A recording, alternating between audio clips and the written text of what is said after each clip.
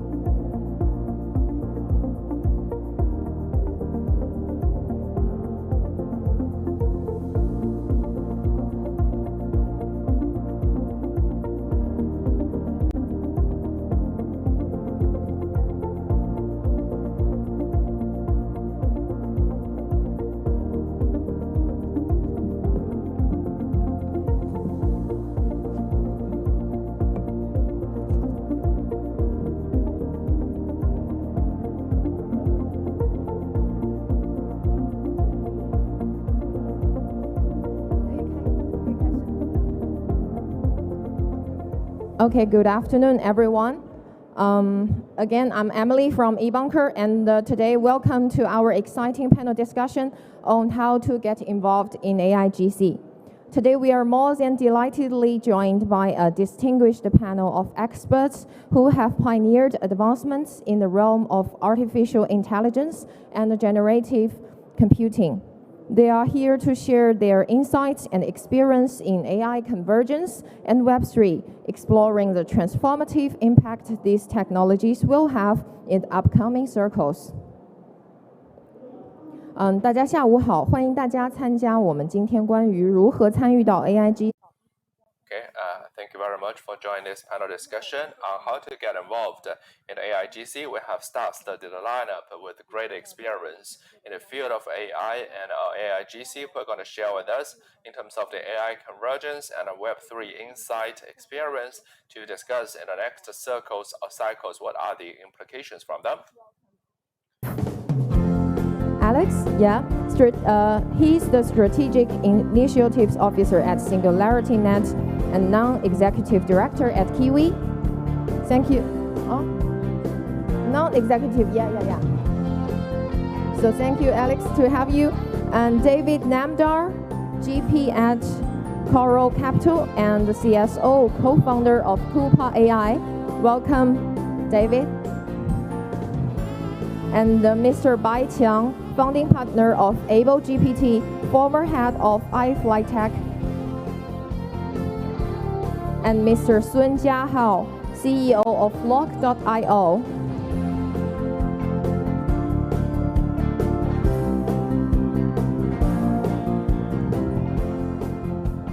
Great to have you guys.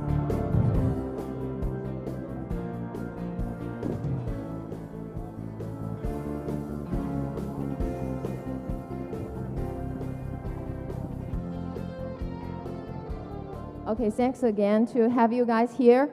And okay, before we dive into our today's enriching discussion today, I would like to invite each of you to briefly introduce yourselves and share with us who you are, your role, and what your contribution to this field. And Alex, would you like to start?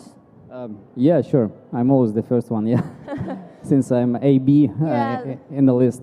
So I'm Alex. Nice to meet you. Thank you for inviting. I'm the Strategic Initiative Officer of SingularityNET, and I'm running the growth and strategy partnerships. So please come and pick me up on the streets of Edge Summit and ask if you have any opportunities or any things to discuss. I'm really open. Also, I am non-executive director of the Qiwi group, which is Nasdaq listed company, and I'm running the fund called DF101. We do some investment in special situations around Web3. Thank you. Thank you. And Mr. Bai Qiang? I think I have explained who I am when I was speaking early, but essentially I have been doing a lot of startups in internet, AI, Web3, RFID, sports, and now we are having this ableGPT, which is really investment plus investment banking. It's a kind of mixture based in Tokyo. Thank you. And Mr. David Namdar? Sure. Hi, everyone. David Namdar. Very excited to be here. I started my career at UBS in Hong Kong, so it's very special to be back here now. And I've been in the crypto world since 2012, 2013. I was working at a hedge fund in New York, Millennium, one of the biggest, and then started my first company in the space called SolidX Partners in 2014, which was a niche investment bank focused on cryptocurrency. We were one of the first groups in the world to try to do a Bitcoin ETF, which now 10 years later is getting closer. And then in 2017, I started a company called Galaxy Digital with Mike Novogratz, and I was out here quite a bit because I was opening our offices in Hong Kong and Tokyo from 2017 to 19. And then more recently, I launched a crypto fund called Coral Capital based in Puerto Rico. It's a DeFi-focused fund and venture fund. And then also recently launched Kupa AI, which is a fintech AI company. Thank you, David. And guys, allow me to introduce another of our guests, Alex E, to join us.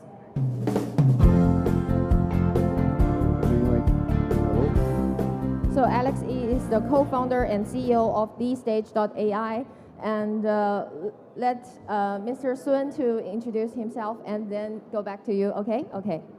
Oh, hey. My name is Jiahao Sun. And yeah, I was always in AI industry. I head up the AI team in Royal Bank of Canada, traditional bank. So my past 10 years experience mostly in the fintech area. And I did have an AIGC company in Shenzhen, which is mainly focused on e-commerce. Some of you probably heard about 布尔向量, BOV technology, especially focusing on the e-commerce side. And recently, my newest venture is Flock, as you mentioned. It's AI plus Web3 project where, well, of course, my background and my fellows' background in blockchain together, where we want to bring this training mechanism to this decentralized training mechanism to Web3, without concerns about privacy. So yeah, I'll talk about it later. Thank you. Thank you, Mr. Sun. And Alex? Yeah, thanks very much. I'm Alex. I'm the CEO and the co-founder of The Stage, and The Stage is a full-stack AI platform built by a team of leading AI engineers. We offer two core benefits for ML engineers, for data scientists, for researchers. First of all, we provide affordable and efficient compute by top GPU providers, and secondly, we're very big at research, and we provide the comprehensive functionality for optimization of AI, which makes the cost of inference and the cost of training less by 8x, and it's a pretty big promise. Yeah, I have also the experience in Web3, and I've started up several Web3 companies. So combining this experience, I think that we need to drive this forward. Thanks. Thank you, Alex. So to kickstart our discussion, I would like to ask all of you guys, as a professional in this industry, how do you perceive the convergence of AI and the Web3? And what about the potential impacts they may have in the next circle? So let's start from Mr. Sun. Okay, sure, thanks.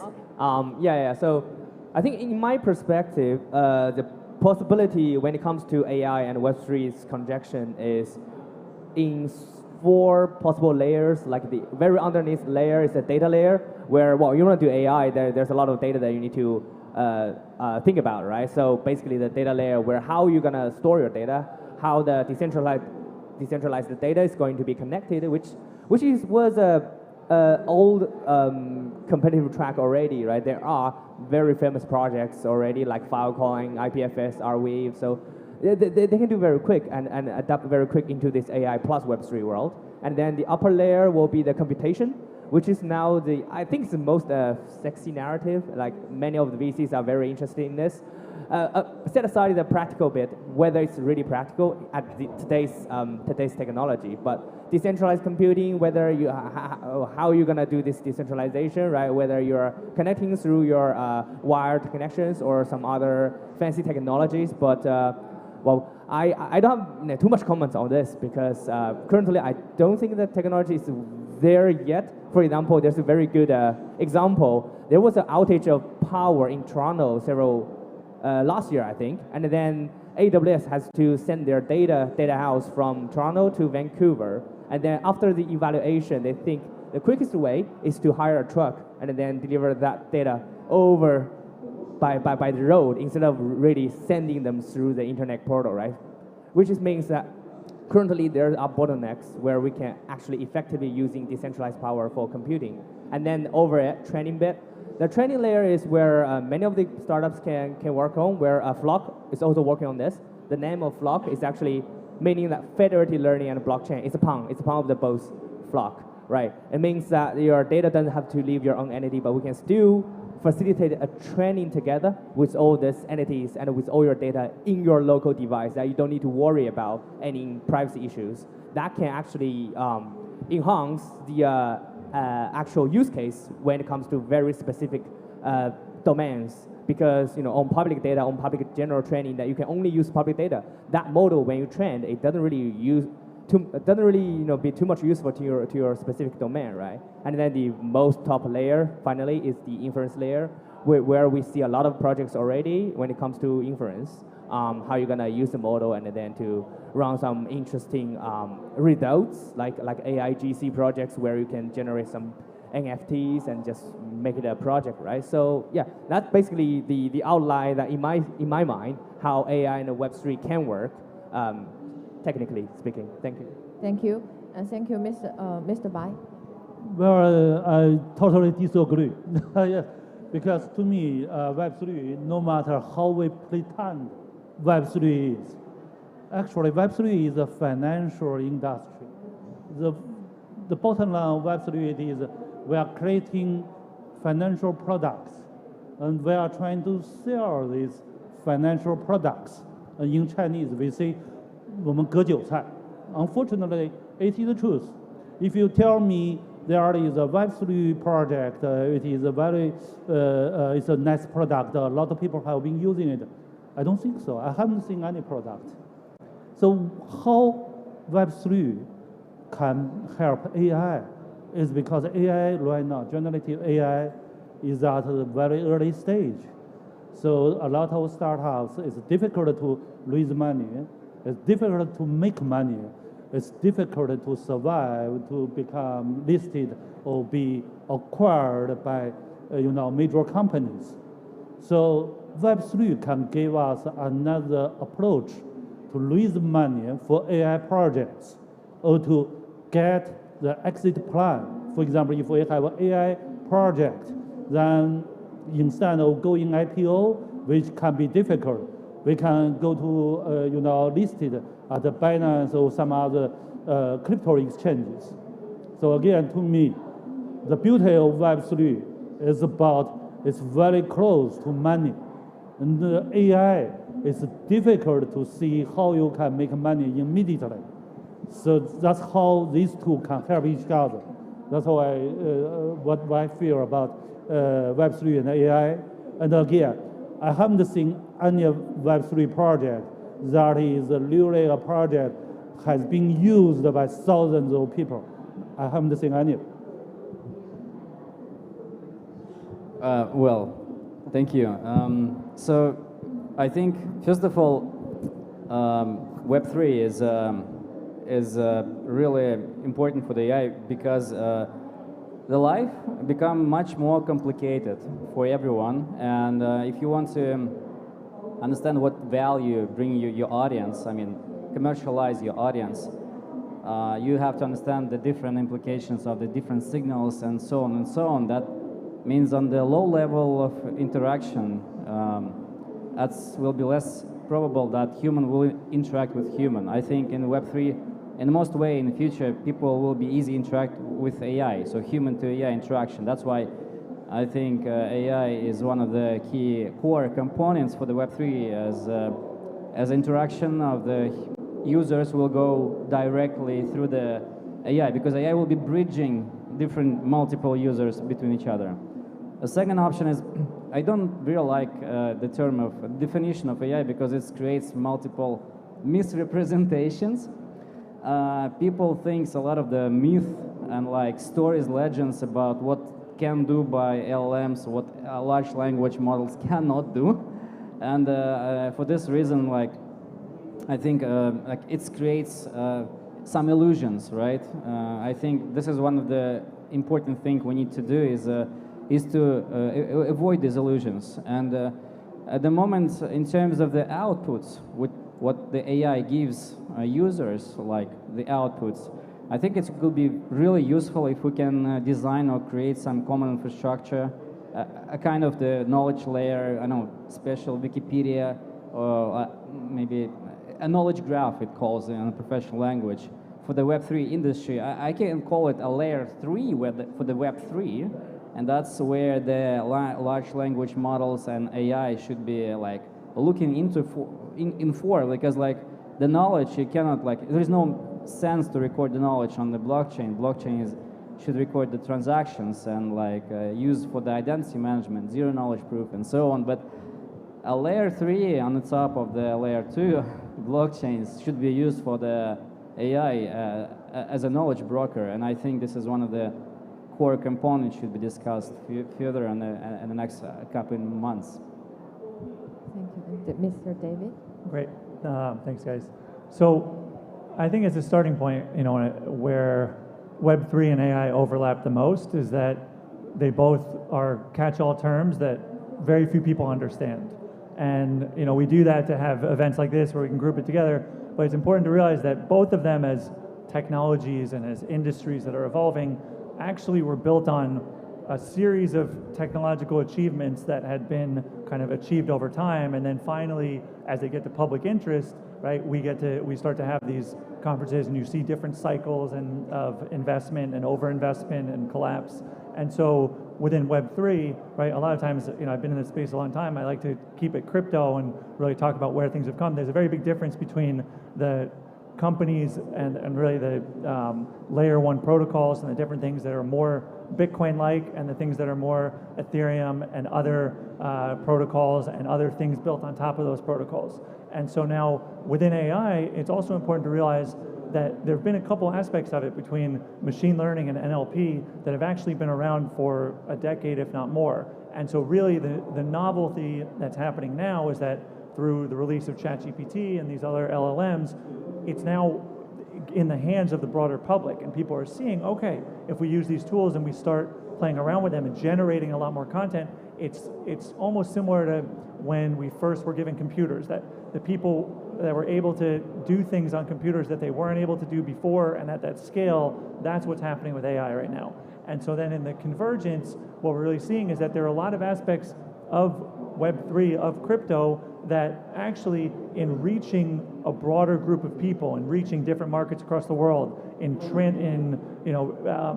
interacting with people in multiple different languages, AI as a backbone of that, of helping this financial layer interact with people, is actually an important thing, an important convergence. And within AI, similarly, I think having this, kind of what people are doing with it now is really just the starting point, and seeing that they're able to kind of be enhanced and able to get a lot more done, able to be kind of, it's almost more like a superpower where you can have something work for you while you're kind of, while I'm up here. If I like to think about all the future versions of what the world looked like. And for one, Web3 and a lot of aspects there, I see as interacting with a lot of the financial aspects and what I'll do with my life while I'm here, in my personal life, and also in business. And I see AI as an important layer of actually powering that. And we can get into that a bit more. Yeah, awesome. Yeah, and yeah, we've been actually discussing a lot of things here about the definitions, because like if you're going to ask like millions of people what Web3 is, I'm sure that you're going to receive a million different answers, because this is like the compounding definition, obviously. But what I'm seeing is that AI is going to reach the edge devices quite soon. It's already doing that. And it's actually that we are researching that and we're strongly working on. And by design, if it's placed into the edge device, it's already kind of Web3. Okay, it doesn't need the backend, it doesn't need the cloud compute. So it's all the computations are occurring there, and by that it can formulate already the organizations, it can communicate with the fellow devices and so on. And that's going to bring a lot. So this, in terms of convergence, what I'm seeing that is going to proliferate, and it's going to be the explosion in the next couple of years.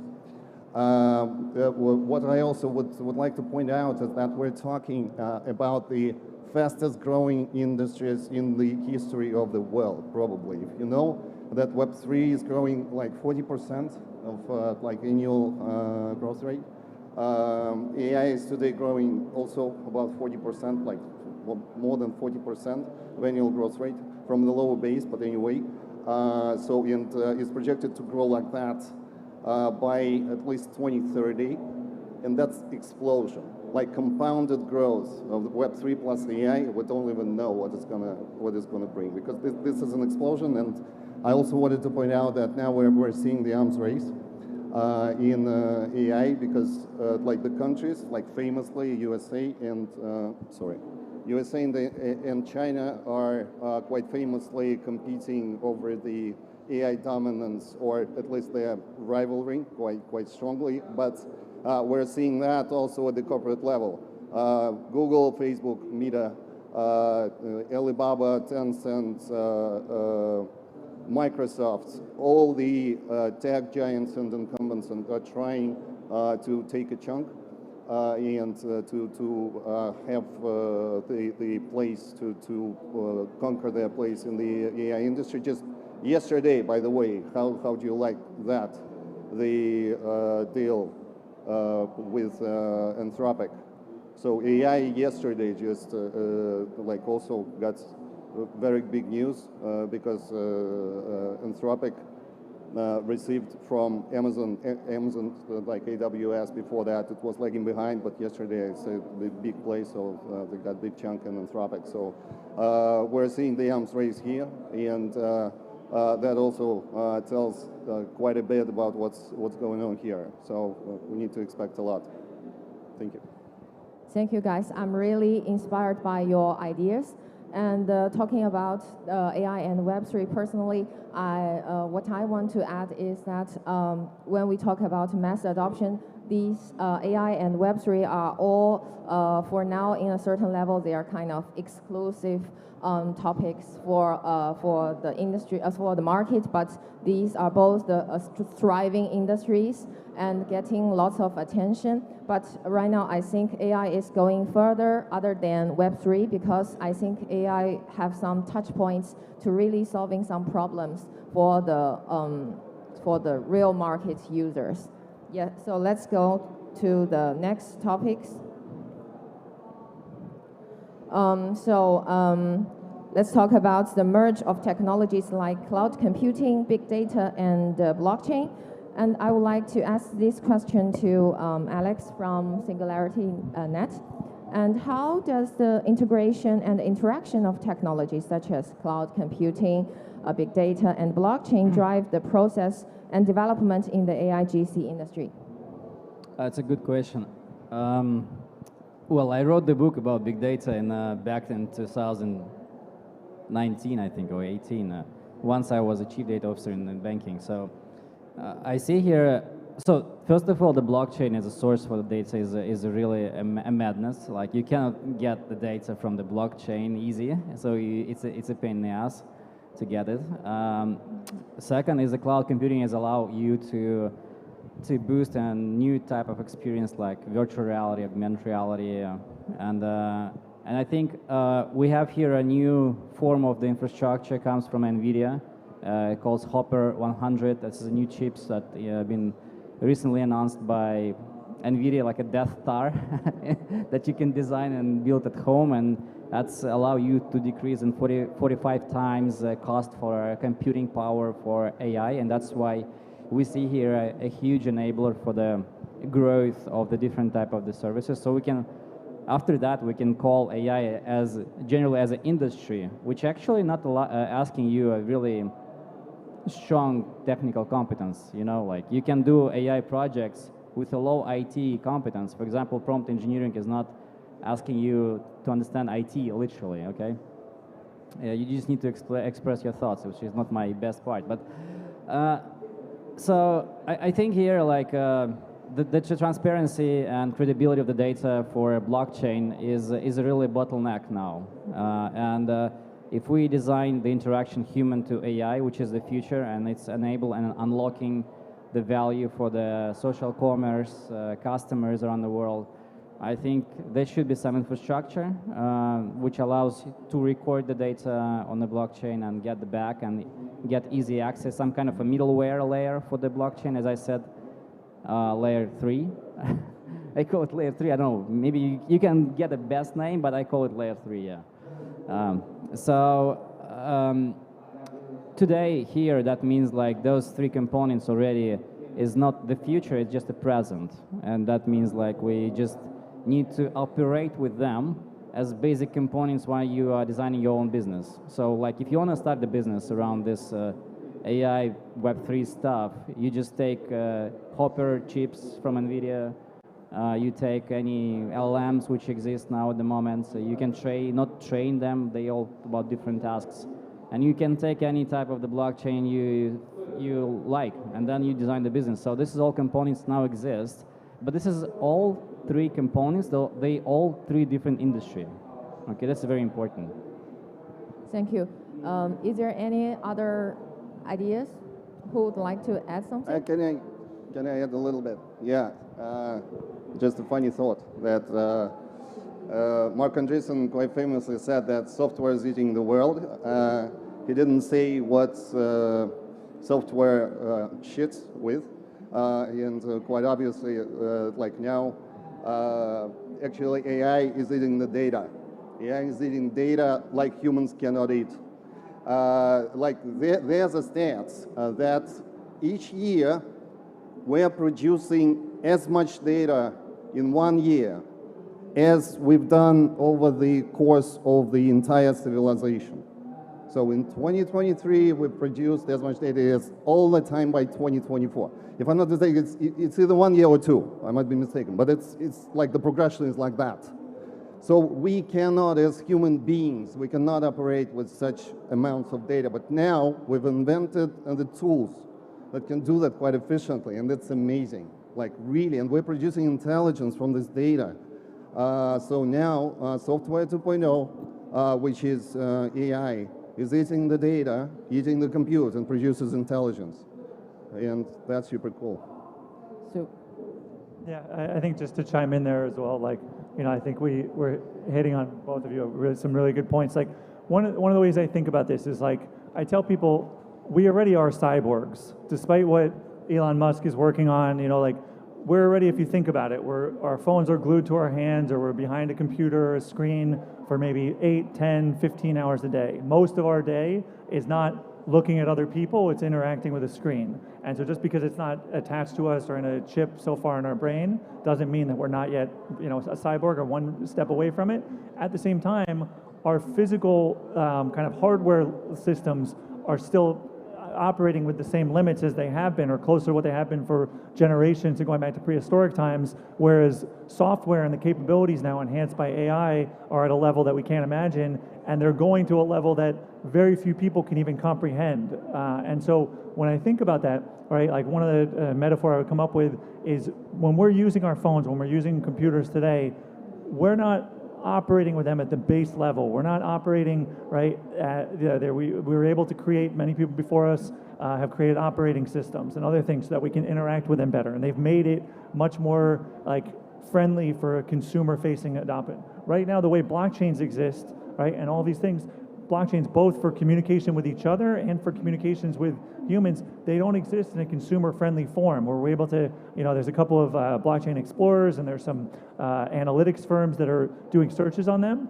but we need to go, and what AI is going to enable is to go from the current level of typing and pasting in transactions to then have it function in a much more human-friendly way to do a search and say, almost like a human-like question and say, oh, well, what kind of things are happening on this blockchain? Or if I do this, how is this going to interact with this? Or how is it going to affect this? So putting things in a way that humans can understand and enabling us to do more and actually interact with a lot of the kind of financial base layers that we're creating. Yeah, exactly. I totally agree, and I think that's exactly the hype. Sorry, that's exactly the hype word, intent-centric thing talking about, right? So yeah, before this AI hype, before like when we talk about blockchain, it takes us so much time to go from one chain to another. Sometimes someone sends you some token, and then you need to get a gas to start with, where you have no idea. Oh, what is that, right? So yeah, that's exactly where AI can help us, because there's so many complex ecosystems in this Web3 world, and with AI, possibly that we can have a seamless connection, just like operating system you mentioned, right? Some windows that will happen in the future in Web3 that's powered by AI or large language model or whatever, that's human friendly type of interface that help us. Whenever I want to do something, I just type down and then it's all done. Behind things, there will be a lot of connections between different ecosystems, different chains, different projects, but to users, it's just one click. That's cool, yeah. Great. Actually, the next question is also for Jiahao. And moving to talk about the future, what do you think would be the major challenges and opportunities for the AIGC industry? For AIGC, I think for AIGC, well, for all this type of industry, currently the bottleneck's always at the hardware level, where everyone knows that now it's hard for you guys to get a A100 or a H100, even if you're buying through AWS or GCP, that if you don't commit for a year or two, they wouldn't give you one, because there's a global shortage of it. But like many of those models require such big graphic cards to actually run, right? So that's what I see as the biggest challenge. But a good thing is, I think many of the AI experts knows that NVIDIA is going to do an inference card in the future, where it's going to be very, very cheap and very, very small, that everyone, I don't know yet, maybe everyone can afford, and then they can do inference on their own device, which does not really require a huge computation power for you to train a model from ground up, right? You can easily use some general model which is trained by some centralized giants like Google, Microsoft already, and then in your own use case, you can just fine tune it in your, in a very light way. Like nowadays, we have we have famous technologies like LoRa, where you do not have to fine tune a whole model, right? You just need to fine tune the final several layers of the model, where it can still impact and still be tuned into your own business use cases. So I guess the industry is moving to resolve this hardware bottleneck. I'm already wanting to see what NVIDIA or other producers will do in the following years. Okay, thank you. Personally, I have a worry about this industry is when personally I'm also a ChatGPT addicted user, and I often get worried about when I feed some personal data or some documents still in confidential, would it be leaked someday, or my personal information, or although it's already everywhere, but I'm still kind of worried about the leak of the data. Oh yeah. Yeah, and personally, I think maybe the zero knowledge technology in the in blockchain somehow maybe could help the AIGC industry to go further. Yeah. Many of these privacy preserving technologies will help somehow in this whole industry. Like what Flock's doing is more about federated learning, where your data stays local, right? Also like ZK, that you you don't really need to transfer your own data, but you can do the data validation. And also there are other technologies like FHE or even a binary network where there's only 1 and 0 in a neural network where you can encrypt a lot of things without really needing to decrypt decrypt a message. Decryption. Yeah. So many of those. I think that's also a very important angle of this development, because as I mentioned before, if a model that can only be trained on a public data, it will be biased, because that's only the voices that can be heard on public, right? My diversified voice are never been heard because I don't post it. I don't post it online, right? So I have my privacy, and so it's not a good trend that if this industry can only be trained on public data. We would like to encourage private data to be participated in this training, in this global large language model type of training. But when it comes to this, nobody wants to share their privacy data, right? So how do we establish this secured, privacy-preserving way to do this training? Either it's a training itself, or it's a fine-tuning, or it's simply just the inference. But anyways, it will help to encourage and also to how do I say that? To neutralize, let's say, the models, right? Because we have more data and more data in the various different disciplines. That's important. Great, David. I see you keep nodding. Alex, you want to say something first? Yeah, I think it's not. I'm not sure. Like, I'm not a machine learning engineer, but I have some background. But it looks like a idea of privacy will not help, because large language models, they not work with words. They work with vectors, and they took words or data that you're trying to push them and convert this data into the vectors, and they store vectors as they call tokens, okay? And that's it doesn't matter, I think, if you substitute one vector with a hash vector. It like makes no, okay. I mean, you substitute it, but in the end of the day, there is from the perspective of cybersecurity, there is a thing called rainbow tables, where you can take a dictionaries of the, like, say, famous words or names, and you can represent those names in different cryptography tokens and vectors, and that means like randomly selection. In the end of the day, you anyway can go through the things that is contained in the token form. But from the perspective of the words, I think this is a kind of a general misrepresentation of the large language models, what they can do, what they cannot do. Like, they cannot work with math, for example. They cannot make simple math functions.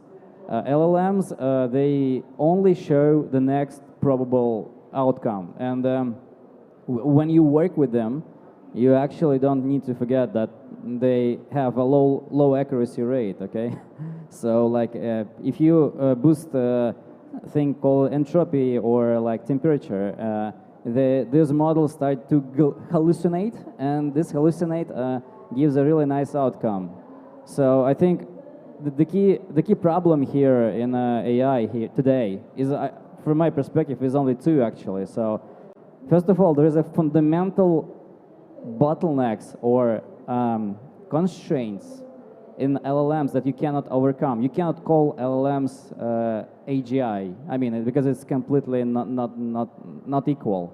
Ben Gortzel, Dr. Ben Gortzel published recently a very nice discussion paper. It's a very long one, by the way, but I still recommend you to have a look. It's compare LLM and AGI and explain why it's different, okay? Second point is the misrepresentation of LLM on the basic perspective. People, when they hear LLM, they think about really complicated, difficult things, but it's not, okay? So if you work with LLMs, you start from the really low-level engineering called prompt engineering. You're using texts, and if you design prompts, it's simple text messages, you don't need special IT skills, okay? You don't need special IT skills. And for sake of the clarity and development, there is required a huge input from the society, from the audience about this prompt engineering, because I don't think it should be the job of the IT engineer, okay? The prompt engineering can be done by anyone, like a marketing person, like, or no, the one who loves literature, philosophy, and so on. And the next step is reinforcement learning, and with a reward, and like rebalance is a reward platform. And I think here is a really big trick how the reward is balanced, weighted, and so on. And this is a really complicated story, but in the end of the day, once you pick up any task, so you work with LLM, you have a task. For example, you have a conversation on telephone with a dialogue, and you ask LLM, can you summarize me this, what they talk about, this panel? Can you please summarize me in a two sentence? Is there anything meaningful here in this discussion? You can push this to LLM, and there are different LLMs. There is trained LLMs, there is under-trained LLMs, and because of this buzzing and hype, people forgot about the basic things. Like, for example, GPT is under-trained LLM, because like there is a very nice publication called Chinchilla. They explain what is a trained, what is under-trained LLM, and once the LLM is under-trained, they have a low accuracy by definition, okay? And that means like it does not like good if your LLM have a large billions of parameters which under-trained, okay? Because you don't have enough compute power that was mentioned by my colleague as a constraint to train the model tomorrow. Maybe today for your specific task you can take a lower model with lower attributes but train well enough. But people, in the end of the day, who work with this industry, do not quite understand this. And this is, I think, the second bottleneck is the education. To explain in simple words, I know, basics of this phenomenon, which is called LLM.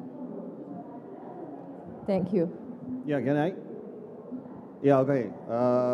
Yeah, thanks a lot. And like all of that, like problems and challenges, they're super important. But I think that, yeah, hallucination bias and privacy and deepfakes, they're like super obvious for the next couple of years. But these are engineering challenges.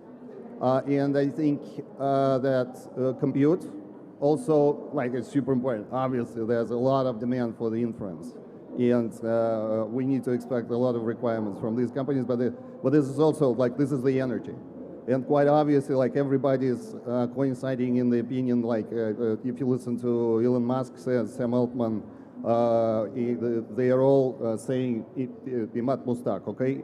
They're all saying that in the next few years, what we can expect is that the cost of intelligence and the cost of compute is significantly gonna go down. So we will be able to afford much more inference and much more training. So that's all understood. So we can expect probably the coming of this infamous AGI in 5 to 10 years perspective. And the biggest challenge, so these are challenges that we can handle, which we've discussed now, but the biggest challenge now, which is super unknown, is the alignment. So this is one that is like out of this space, because we don't know what consciousness is. We cannot understand when these AIs become having the consciousness, become sentient. And before we understand ourselves, we cannot know how to operate with that.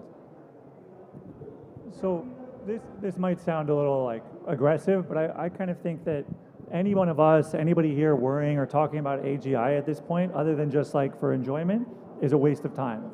That what you need to understand is like, that would be the same as when computers first came out, and when at the beginning of the cryptocurrency industry, if you were to say, well, we're worried about quantum computing and breaking all the encryption, there's no point in buying and investing in cryptocurrency. And so it is something that is enjoyable to think about and ponder the effects, and we don't know what it's going to look like. We can leave that to the Elon Musks and Sam Altmans of the world, and they don't really know either, right? And so what I like to focus on, especially here in this topic about how to get involved and how to do things, I think an important step, like I used to tell people when I first got involved with crypto, I think that everybody in Asia was at an advantage over the average American. And the reason was because, from my time out here, the average person out here thinks about more than one currency. The average person in Hong Kong is thinking about the Hong Kong dollar, the Chinese yuan, the US dollar, the pound, other currencies, the yen. The average person in Japan is thinking about the yen and Australian dollar. That's one of the most traded currency pairs in the world. And so in this whole region, people have been trained to think in multiple currencies. And so I think that's really a benefit. Now, similarly, the people sitting in this room, the people that have gotten into the crypto industry and Web3 are more likely to play around with, or more likely to try out the LLMs, or more likely to try out a lot of the agents, AutoGPT. And I think that's really where we need to focus now, because if you look at AI, it has some similarities to kind of what the search engines were, right? With search engines and with Apple and creating iPhones and other phones, Samsung, Google, everything, they enabled us to build on top of those and build millions of different companies and different things. The same thing with AI right now. By playing around with the tools, the LLMs and some of the agents that we can create, they enable us to do a lot more than we could before. And so I think that's the important thing, to kind of actually get your hands dirty and play around with the different tools that are available and realize like just how incredible they can be and not worry about AGI. I think Sam Altman just said yesterday, the world without AI is unthinkable. So it is happening. So we don't really need to discuss. But what Web3 has anything to do with it? Again, it is about just look at the word count. When Sam came up with OpenAI, why did he co-start word count? Because when all these people, when AI is there, a lot of people are going to be out of jobs. They are not needed. So at that time, we actually can achieve universal basic income through word count or something similar. So that's how I see how Web3 as a financial industry, as a way to make quick money, can really help AI industry. It's totally two different industries. AI is technology industry. Web3 is a financial industry. This with a cover of technology. So that's how I see this thing. Thank you, Mr. Bai. Great discussion. And for our next question, I'm sure many in our audience may keen to understand how can the general population participate in AIGC. Actually, this question, I would like to start with Alex from thestage.AI. And what would be the most accessible way that you think, and how might it change their lives in the future? Actually, this is a great question, goes after when Mr. Bai talked about the WorldCoin, I guess.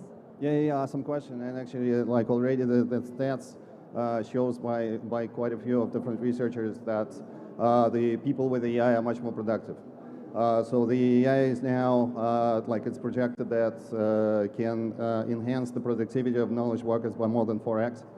And actually, if you think about it, that one people with 2x productivity is much more productive than two people with 1x productivity. Because for the, like, obviously the communication overhead. So this is a lot of value in the economy. And like what Mr. Bai just said that about the UBI, with that kind of enhanced productivity, it's also projected that by 2030, this enhanced productivity is going to produce like trillions of dollars of value, which is massive. So with that, we can actually head into the universal basic income, UBI. And OpenAI, quite famously, actually a couple of years ago, funded and established the company for the researchers of UBI, because it's a very complex matter, without a doubt. But I like the concept of not UBI, but UHI, Universal High Income. Definitely no one's going to object that. Thanks. David, would you like to say more? Yeah, I can. I think so. People can participate and contribute in the prompt engineering. So there is a thing called capture. You probably like know this name, this elephant, or like text is numbers. I think for the prompt engineering, there can be designed some specific type of capture, write your idea, thoughts in a very clear way. There is a framework called thought chain and so on. And the mass adoption, mass audience can participate in this contribution because they don't need the skills, again, as I said. And there is no constraints on the hardware, so you can train and increase the accuracy of the models by using this new type of prompt capture. I don't know how it's spelled another way, in a simple way, but I think it's prompt capturing is a cool story for the reward, of course, and Web3 is really transparent way how we can boost communities to participate. in exchange for instead of the airdrop stuff, we can design some kind of the airdrops for the LLMs. You participate, do some prompting, and LLMs give you the reward for this. I think this is. Oh, thank you, Alex. Personally, I would like to share one very interesting sentence that I read from a children's book that teaches children what is economy. It starts with the very first page. It tells when we talk about economy, it's always talk about choices. So I think in the future with AIGC, with all the AI tools, a lot of labor force are released, and there are a lot of new jobs, and the resources in the society will be like this distribute in very different ways. And I think that will AI and AI tools will give us a lot of like new choices. When I have more free time with very great cooperation with all the AI tools, I can have more time to listen to music, have a talk with my friends, things like that. Personally, I would like to share this, yeah.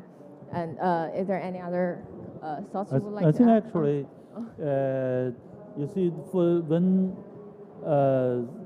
smartphone come out, when Steve Jobs come up with this iPhone, and then with things like Uber or Didi, they really helped adoption of smartphone. I remember that at that time was in Beijing, most of the taxi drivers, they actually did not use smartphone because they thought it was totally unnecessary for them. Each day they were driving, they just needed a phone to call their home, something like that. But then with Didi, all of a sudden, like just overnight, all the taxi drivers in China, they not only one, all of them equipped with 3 smartphones. Yes, so to get money. So I think AI right now, although we cannot really see the native AI product, but I think there will be some native AI products that really are going to make amazing, appealing to the general public. By that time, then people will be automatically into this generative AI wave. So what this product is, we don't know. We may need someone. There is some new Steve Jobs somewhere. So, but it will happen. Yeah. Thank you, Ms. Bai. And let's move on. Actually, this is a question for David. For retail investors, how should they approach the future trends and investment opportunities in the AIGC industry? Carefully. So I was about to say OA. Sorry.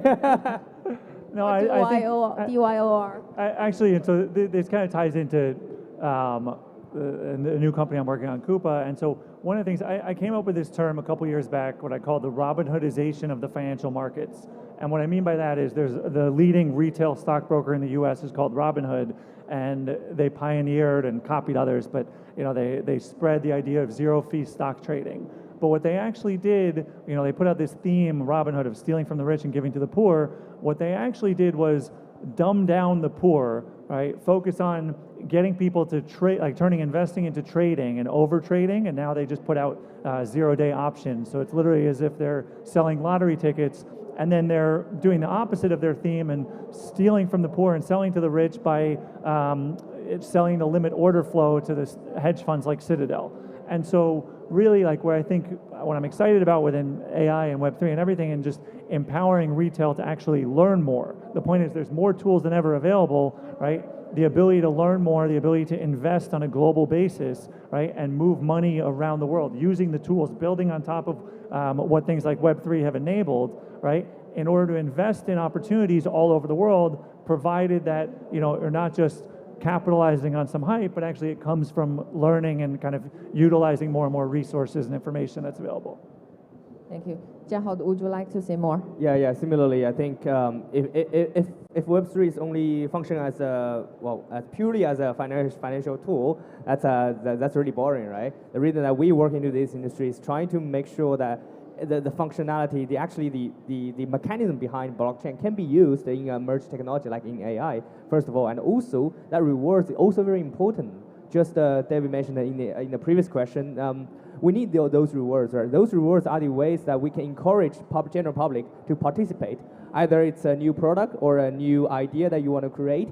In traditional ways, maybe it's hard to actually have a transparent audit of all the contributions, maybe to all the participants, right? Now, have blockchain that we can see clearly who's participating which and how do you design your product. And using Web3, that's a very transparent way that we can actually give back to the participants, to our clients, right? So that's a way I think we can boost this adoption rates.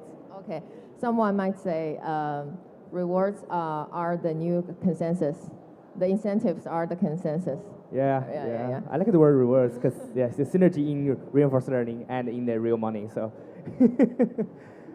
Yeah, I think the Web3 like contributes the most like passionate, strongest community, and that might be a strong boost to the AIGC industry to help the new projects to like boost their own markets, right? Okay, so that next question actually is for Mr. Bai. So what is your perspective on the importance of open source in the development of AIGC industry? And for small and medium-sized enterprises, how can they leverage open source resources to participate in this industry? And what areas you think they should focus on? I really don't like open source in AI wave right now. I think maybe a lot of Chinese companies, they are hoping, a lot of worldwide, especially Silicon Valley, startups can do open sourcing, so they can, just like Huawei has been using the Android to take advantage of that. I just don't think there is any value. If I'm a startup in Silicon Valley, I don't see there is a value for me to open source it, honestly speaking. So to me, originally, many years ago, when I started my first company in .com, and luckily it went public in 1998, we were using Unix, we were using a lot of open source tools. But nowadays, I feel that's actually, the days of open source, in my opinion, has passed. Right now, what I care about is how AI can be commercialized as soon as possible. And I don't like other people, other companies to take advantage of me. And they say, oh, we actually created this in-house ourselves by our diligent workforce, but actually they just borrow the open source platform. They leverage that. I don't like that. So in this sense, I think open source may be very important to Chinese AI, but I don't really see how the outside world can benefit a lot from open source. Eventually, this thing will go to the application level. So we are not going to work on all these models. We are going to work on the applications on top of the models. At that time, open source, are you going to open source your AI application? I just don't think so. Thank you. I agree fully. Like it's, I think, again, because of the lack of the understanding of the definition, the problem with definitions.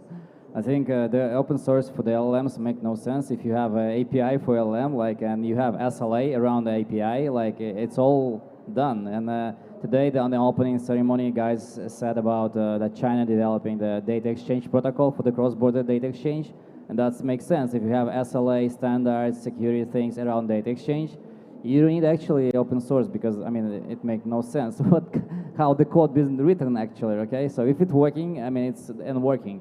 And of course, from the perspective of the investment, so I'm investing and I understand there should be some intangibles, some assets, and these assets should be proprietary by the company. And once it's again control the API, and this API is working well around the SLA, you don't need to go with open source.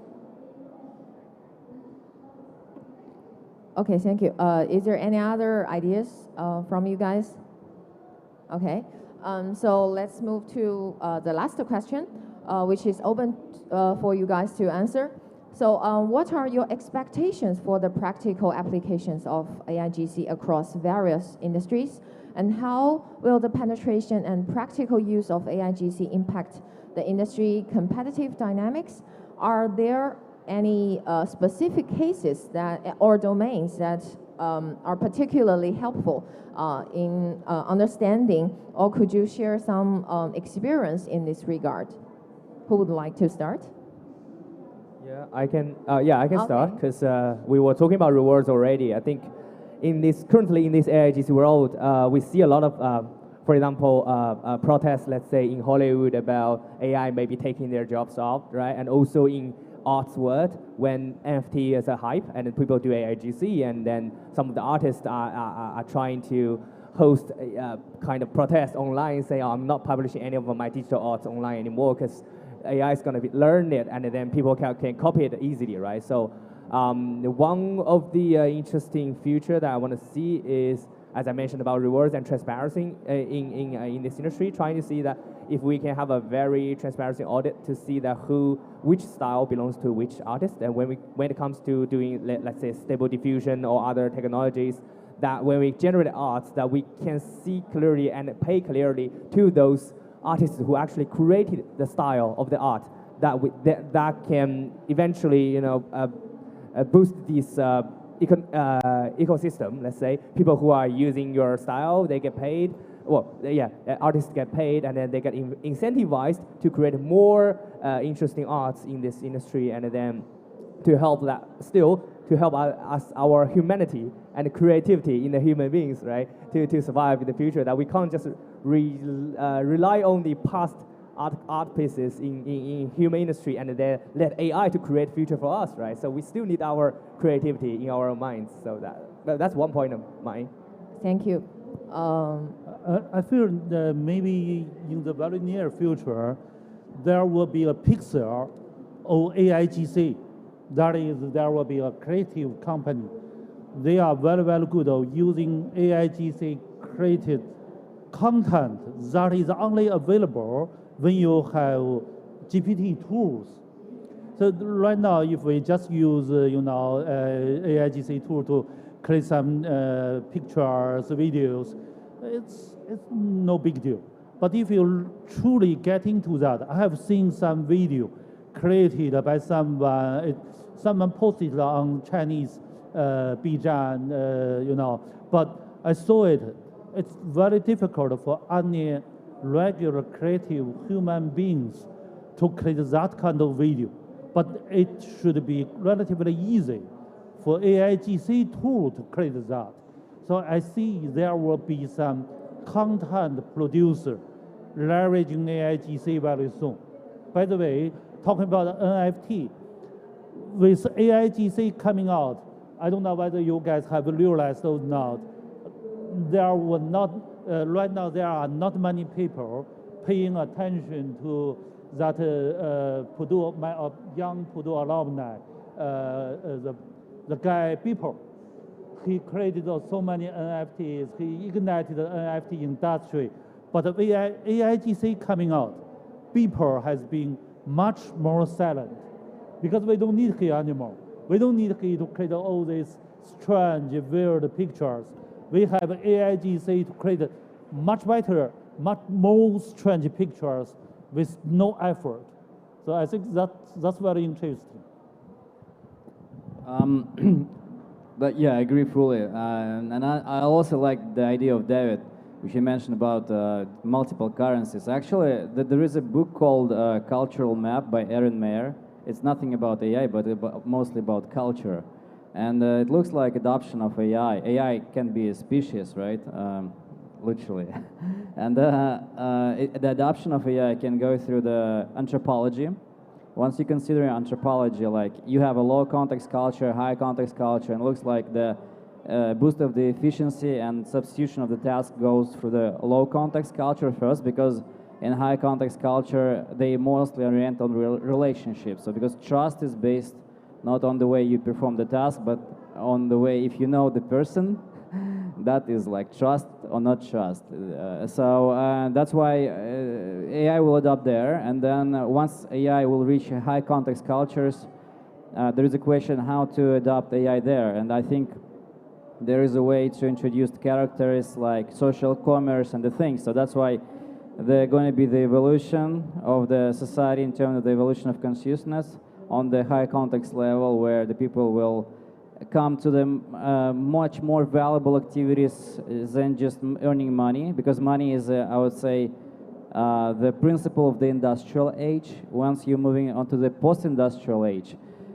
there is a platform, there is a self-representation, there is a dignity, there is a science, there is a art, there is a religion. Those activities that brings much more sense, meaning, I would say, for the people, and that was told not by me, by Hegel, Platon, and other beautiful gentlemen in the past. So I think once in a day, when we come up, once distribution function of the food will be fully automated, or like there will be full automated thing where everyone can live by subscription just because I born, okay? What the person will do, and I think the answer is like the person will do some creativity, like or science or religion stuff, but there is no way around money or capital there. There is a new dimension of value that will be unlocked because AI will be enabler for this. Yeah, so I think I'll sort of repeat some of the stuff I'd said before about just, actually all of us getting our hands dirty and using it more. So a new metaphor I'm just thinking of here is like, if you think about when we first had calculators, more advanced TI-89s, other advanced calculators, and also using the internet, every person here all of a sudden with the internet is better and more capable of answering math problems than 99% of mathematicians and all of that. And so similarly, every person here with a lot of the LLMs is now more capable as a developer than most of the people who've been developers for 5, 10, 20 years of their career without the use of them. And so the ability to use these and now create more companies, software, all of that has been vastly enhanced. Yeah, last final thought, like a really funny one, and short one. Like when finally the proper AI models are rolled out of the edge devices, then we're coming closer, and now the researchers are close to completion, where these edge devices are going to become really cool digital twins of ourselves, because it's obviously it captures all the data on your work, on your family life, on what you do, on your medical activities, everything. And like what we're doing with ChatGPT, when it's writing the answers to the letters for us, and we're saying like make it punchier, make it shorter, or make it mobilize, the same stuff is going to be here, but with our friends, with our colleagues, with our partners, and everybody. And pretty much when this ChatGPT, or digital twin for that matter, learn how to do that in a super efficient way, in like 99% of the suggestions you are saying yes. After that, you just opt in. Okay, you just send the letters to your friends, send the letters to my colleagues, and like automatically. So that's how the AGI is going to be created, probably by that essence, because then you realize that in half a year you'll be meeting your like old partner, and your digital twin is already making some projects with them, and like already bought some property, and maybe already making the money. That's going to be funny. Thank you, guys. The open question, I didn't expect that everyone have a great answer. And thank you again. And for this enriching and enlightening discussion. So as we wrap up this session, I would like to invite each one of you to share just a few closing remarks or words of wisdom with our audience. Let's start again from Jiahao, okay? Oh, me again. So yeah, I transit from a traditional AI industry to this Web3 world, and I'm trying to see that builders, from both sides can merge together and then build more encouraging and promising projects together, instead of only just treat it as a financial tool. I mean, there's a lot in blockchain that can be merged with the current technology. So yeah, thank you. Thank you, thank you. Mr. Bai? I just got one sentence. In Sam, I trust. I just totally feel I trust Sam Altman and his total vision about OpenAI, WorldCon. So I just want to follow his steps. I like the idea of transition. So first of all, I invite everyone into the new industry. And I was working as auditor with financials, so I'm the accountant. And now I'm in a panel discussing AI. So really jump in the industry, enjoy, and I'm really appreciate for this. And the next big topic is ethics, right? So actually tying it back to both of those, I'll end it with, you know, I think the beautiful thing tying AI and Web3 together, what Web3 enables is taking away the need to have centralized trust. So as much as I agree with you, Mr. Bai, I do have a lot of respect for Sam Altman. Hopefully I envision a world where with AI and Web3 and the convergence, we don't need to trust any one individual, but we can trust in the systems that we create. Great Cool, sharing. cool. Wow, so encouraging.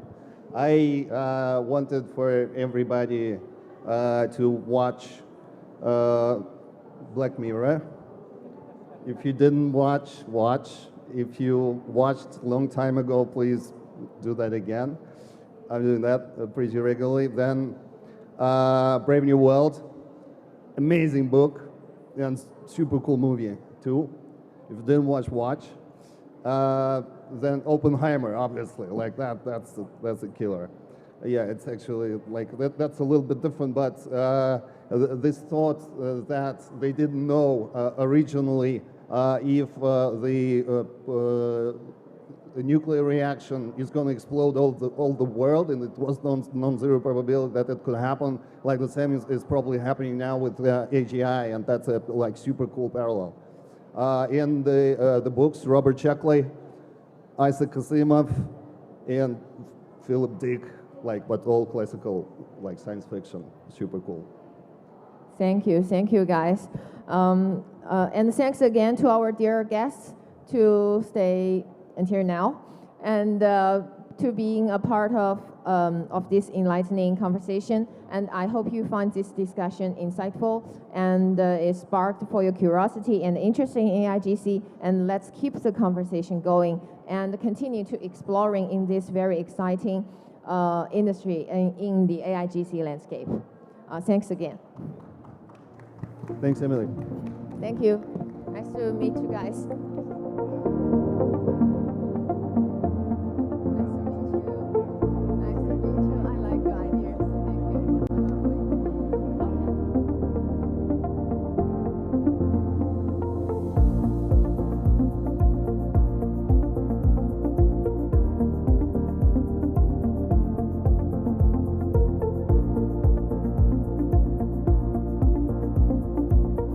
Okay, thank you. Let me do the closing for today's sub-forum. Thank you again for the organizers, because with your support, we have been able to gather together in Hong Kong to imagine this infinite future of AI and Web3. In this magnificent era, I sincerely hope that every friend who cares about the development of the industry can find their own values and dreams in this era. Because of your dreams are also promoting the progress of this era. Thank you again for your kind advice. Thank you for the friends sitting in the audience. And thanks to the general title sponsor, EDGE Summit, and AGI Society, Vertex Labs, and Luna PR for their great support of this conference. Also, this parallel session of 2023 Global AI and Web3 Investment Summit came to a successful conclusion, and our exploration of AI and AIGC will never stop. This is just the end of a period, but a new chapter is about to open. So let us move forward together with our expectations for the future. And thank you again for your attendance. And let's meet again in the future to continue writing this brilliant chapter of AI and AIGC. Thank you, guys. Thank you again.